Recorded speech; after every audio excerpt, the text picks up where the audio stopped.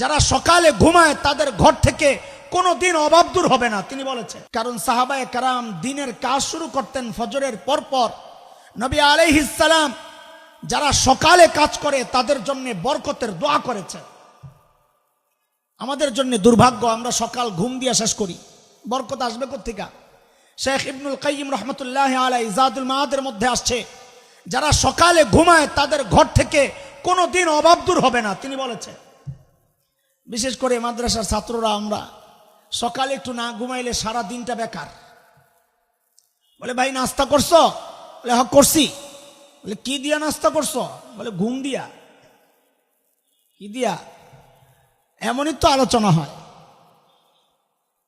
পরদিন সকাল ফজরের পরপর সাইয়্যিদিনা ওমর বুড়ির বাড়ির দরজার সামনে যায় দরজা নক করে বলে, বারে আপনার ঘরের কাজগুলো করার জন্য আমি ওমর ইবনুল খাত্তাব হাজির।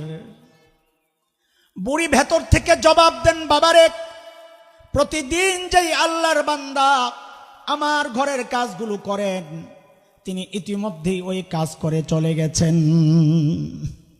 ও দোস্ত, কখন? ফজরের পর আইসা হযরত ওমর কাজ পায় না। হযরত ওমরের মাথায় ঢুকছে কাজ করাই লাগবে আমার।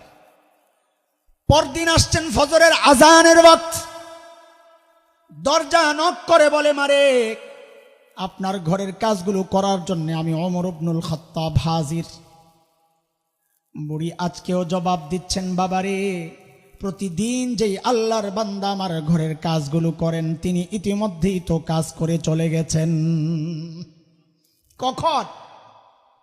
আজানের ওয়াক্ত। হযরত ওমর চিন্তা করলেন তাইলে আমাকে আরো সকালে আসা লাগবে।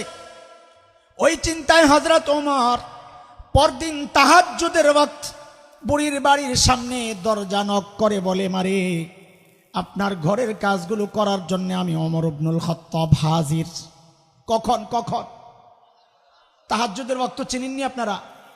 কখন? হ্যাঁ, এক একজন এক একটা বলবেন যে যেমনি শিখছেন, কিন্তু একটা ডিজিটাল ব্যাখ্যা আছে। ডিজিটাল ব্যাখ্যা হচ্ছে এই সময়ের যুবকরা পোড়া কপাল, হতভাগা, দুর্ভাগা, মোবাইল, ফেসবুক, ইন্টারনেট বন্ধ করে যখন ঘুমাইতে যায় ওইটা হইল তাহাজ্জুদের ওয়াক্ত। সারা রাত সজাগ ঘুমাইতে যায় তাহাজ্জুদের ওয়াক্ত। সবচেয়ে কপাল পড়ছে হইল রাতের চোর, যারা রাত্রে যারা চুরি করে এগো কপাল শেষ।